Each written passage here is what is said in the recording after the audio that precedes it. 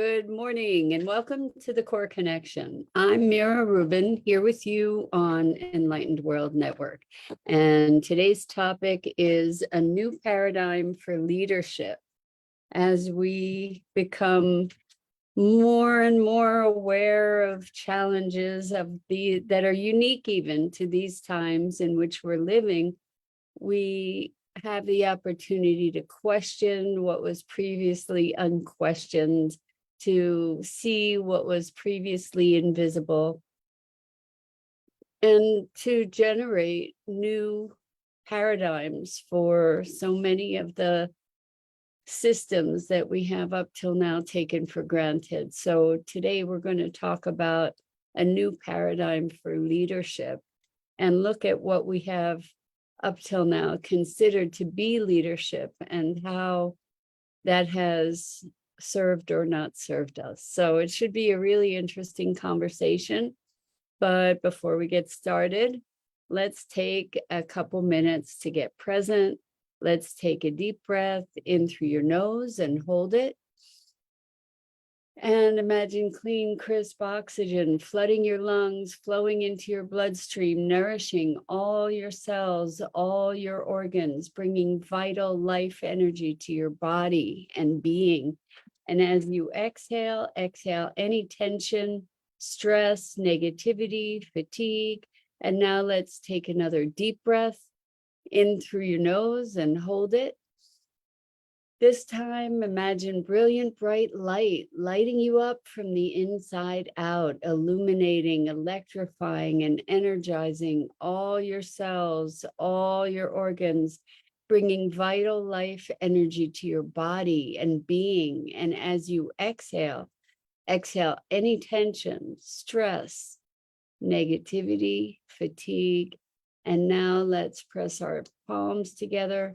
Vigorously rub your hands together, feel the friction, the temperature, the pressure, the motion, all those sensations, including the tickling and tingling when you stop, and allow all of those sensations to bring you present right here, right now, into this remarkable physical form that enables you to experience life. Welcome, welcome, welcome. Good morning, good morning, good morning, Rosalind.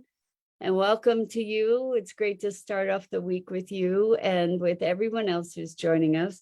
So today we're going to talk about a new paradigm for leadership. So if we're going to talk about new paradigms, first we need to explore the old, I guess, right?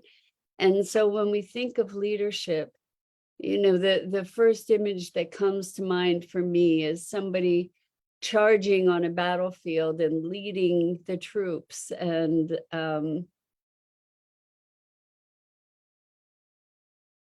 it's a system that is hierarchical, that relies on a leader to guide others that are lesser in the hierarchy.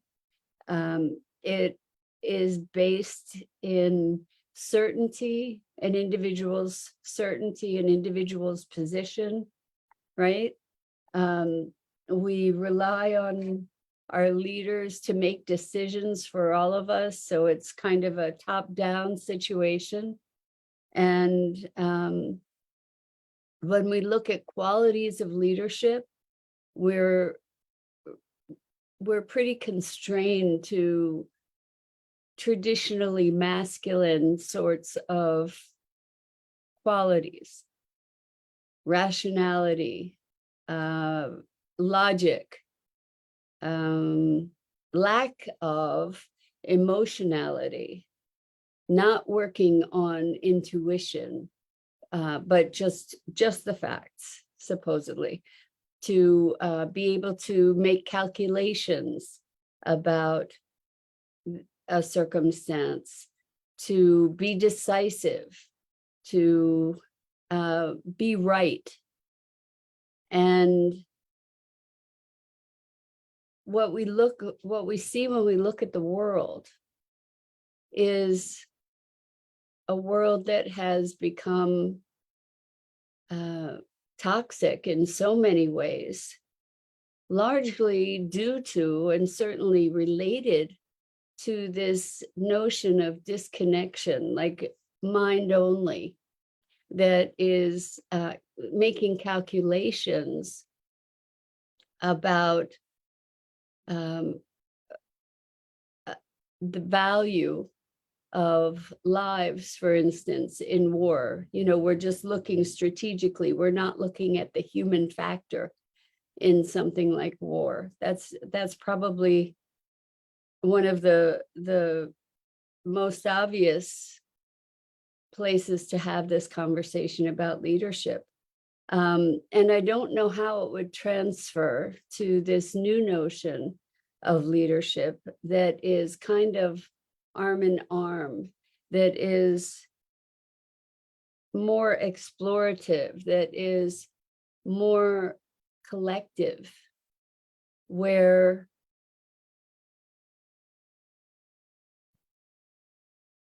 the leader, rather than being identified with their own strengths, their own personal qualities, rather than being identified with that, a leader is in service to a calling, to a greater mission.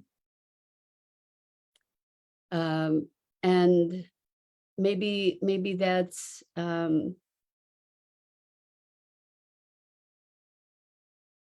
it's interesting, because as I'm saying that, in service to a greater mission, I can see where military people are in service to protecting and defending. And, so there's an element of it, but so much of leadership has become about ego rather than about service. And so many of our beliefs and ideas about danger and safety and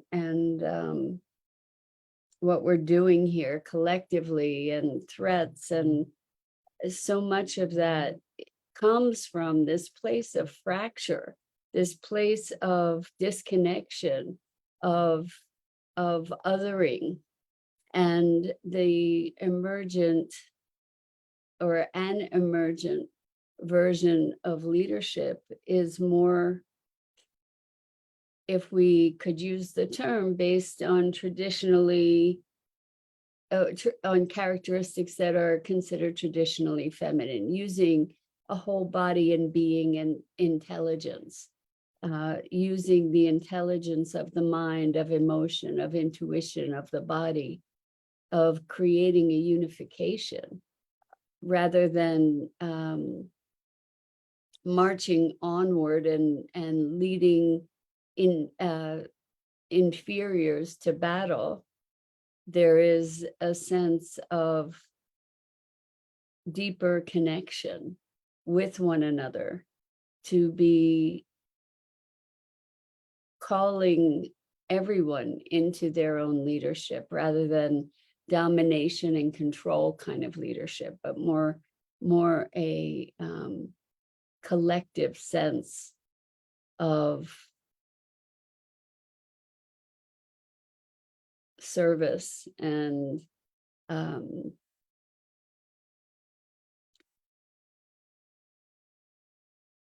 discovery, evolution, rather than having to have all the answers, to be able to lead in the discovery, perhaps.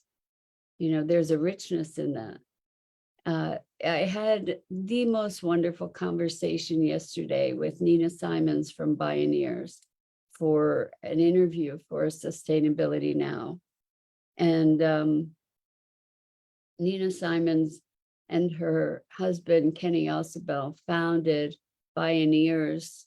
I think maybe it was renamed about 25 years ago, but this has been more than 30 years in the making. And it's a wonderful, wonderful forum for ideas and solutions and approaches to better humanity and to better generate the connection between humanity and nature. And we just had this really marvelous, marvelous conversation based on her book, which is a phenomenal book. I highly recommend it. Nature, Culture, and the Sacred. A Woman Listens for Leadership. And we were talking about what does it mean to listen for leadership. It means to take the information rather than pushing the information, to be receiving the information and to be using that information as guidance. So Rosalind says, trying out different communication until a connection is found. Exactly, Rosalind. So prioritizing connection, prioritizing communication rather than domination and control. And so it's tipping the scales more into the direction of understanding that we're all related, and to be trying to work with that relatedness rather than with the separateness that we have been so deeply conditioned to. And so one of the things that Nina said is that so many of the women leaders that she had spoken to didn't even consider themselves leaders. They considered that, they were called to serve something, a mission. They were called into a position where something needed to be done, and they met the call. And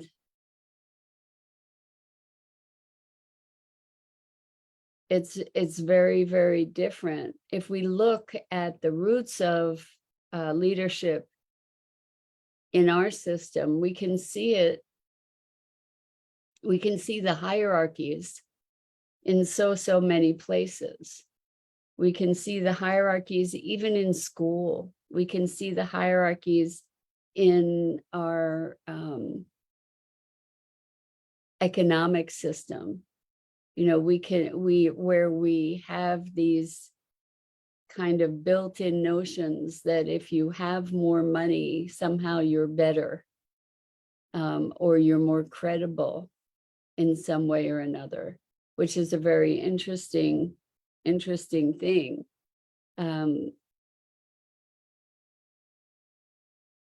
So we think about charismatic leaders, and we can think of leaders who have gone wrong. It happens over and over. We've seen where people achieve a degree of power, and then there's the drunkenness with that power that comes about, and then abuses of power. And where people's integrity often gets shifted, and they become sort of a slave to that power in a way that they allow it to overtake them, that they believe their own press, that they come into believing that they're better, that they're elite, that they're or that their gifts make them somehow better, more important, more valuable. And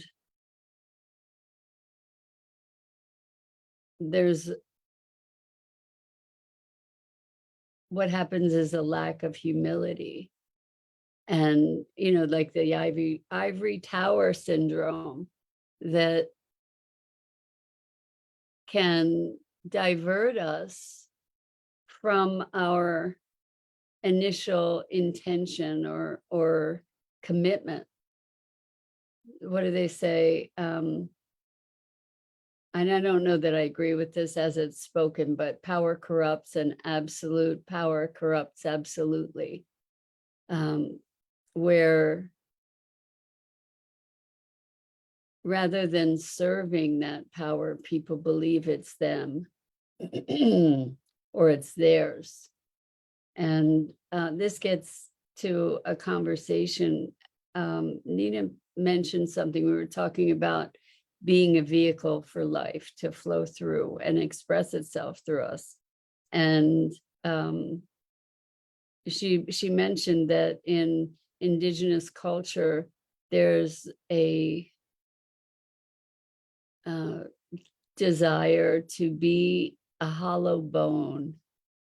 In other words, to be this clear vessel, this vehicle for the expression of life. And we were talking about that. And when leadership comes from that place, when leadership comes from that place of service to a deeper calling, the quality of it is very, very different.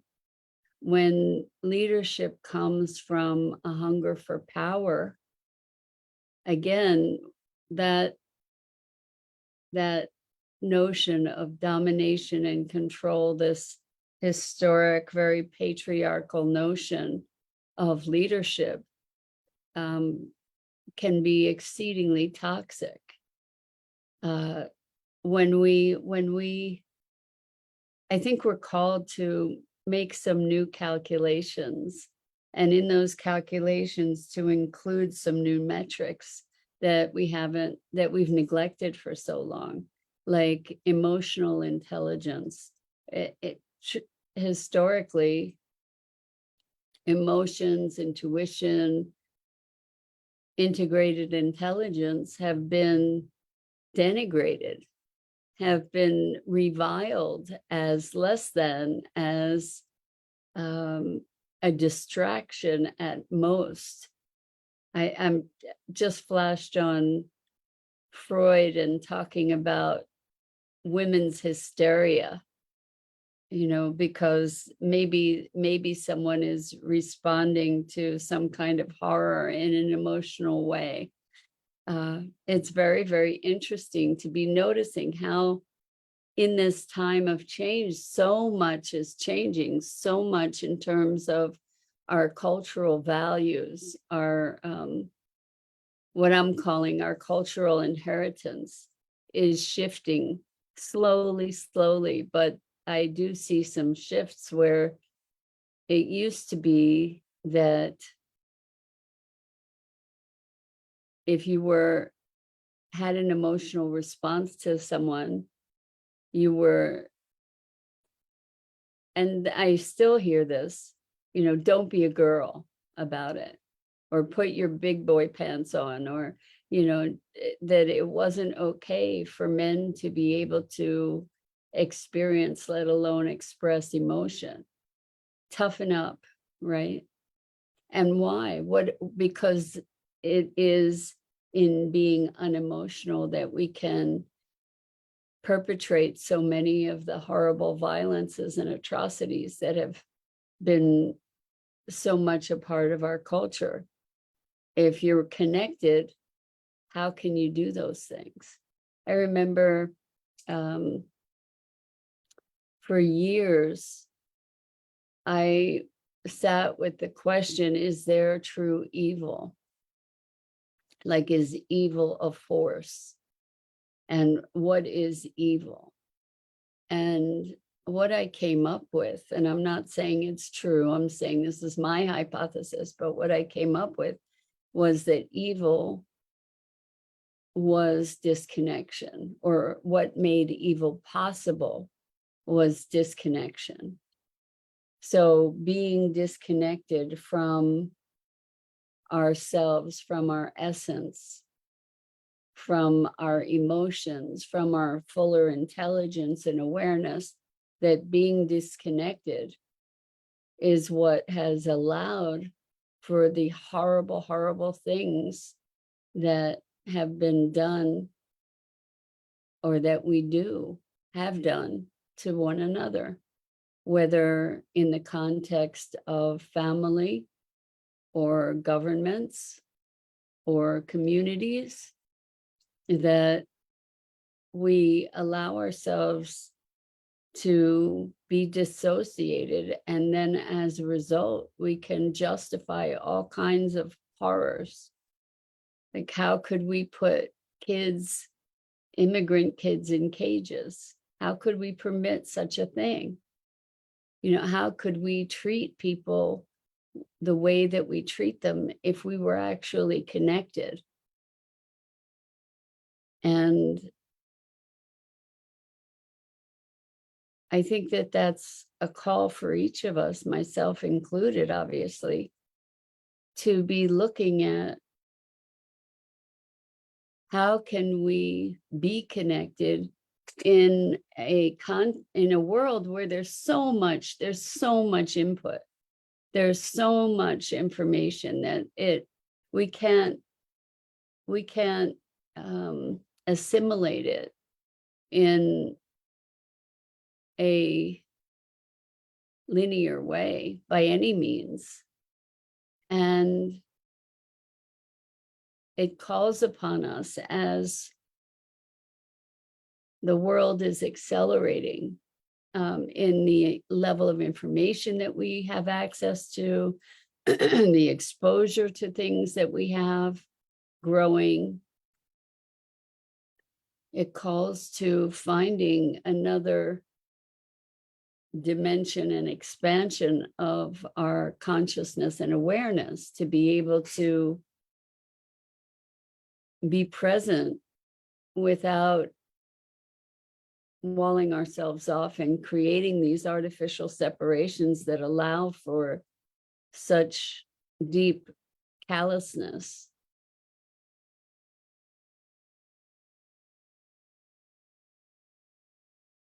It's so interesting to be looking at, coming back to this notion of leadership. Perhaps the greatest strength of leadership available to us right now is strengthening others in becoming and expressing their fullest selves. Because we each, I believe, working hypothesis, that we each came here with something specific to do or be. Not like a doing, but as a being, an expression of our uniqueness. And life is the myriad of expressions. And so we get to explore our own callings, the calling to come into expression. We get to explore those. And in the process, each of us is leading the way for others also, leading with others also, to create a new field, a new awareness collectively. As we each emerge, we're making space for others to emerge. And maybe the greatest kind of leadership is living well, living our best life. And what I mean by that is living our most connected and expressed and present life. And providing an example, but not doing what we're doing in order to provide an example, but being an example that others may find inspiring and may rise to. And it's not a demand, it's more just being an inspiration. I mean, certainly we all have people in our lives who we find inspiring and who encourage us to become more of who we are. And what a beautiful form of leadership that is, right? To to have people in life that we can recognize for inspiration. And we all have that. We all have people that we can look to who are walking the talk, who are paving the way, creating more possibility for all of us to step into. And that's such a gift, right? That's leadership. It doesn't have to look like carrying a banner and charging into the fray. And sometimes it may, but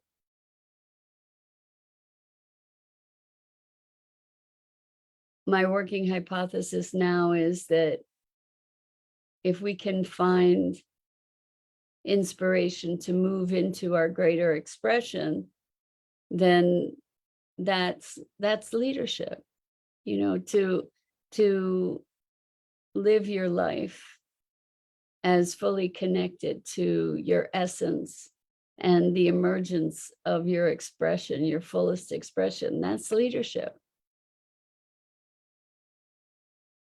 Even though you may not perceive of yourself in any way, shape, or form as a leader. So I invite us all to just look more deeply at